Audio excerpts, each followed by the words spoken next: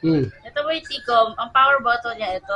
Long press mo lang ng 8 to 10 seconds hanggang makita mo yung magbi-blinker ng blue and red po dapat. Blue and red lang ginagawa mo. Yan. Hindi ko Ganun nakikita din po yan. dito kay FX. FX naman, ang power button niya, ito po.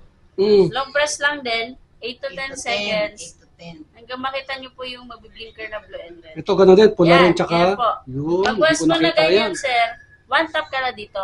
Ano? Kahit sino pwede mag-one tap, basta isa lang. Isa lang, Isa tapak. lang. One. Mga sa ano na yan, good na yan. Tapos, suntayin natin. Pag nawala yung ilaw, ibig sabihin yan, connected na po yan. Ito, yun, tulad yan. Apo, yan, Yung, tulad nito. connected yung na nasa po yan. bahay kong ganun, ang tawag doon? KY Pro, ganun din po.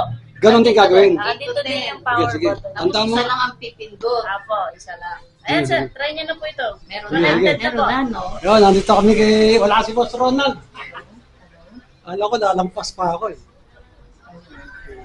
Meron na. Ala, mali ka eh. No. Pindot ka ng pindot. Hindi. Tapos ikutin.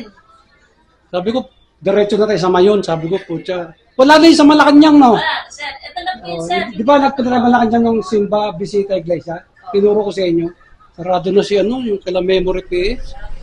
Okay, okay. Dito yun, sir, eh. Ah, Ilipat na dito yun. Ito Ah. na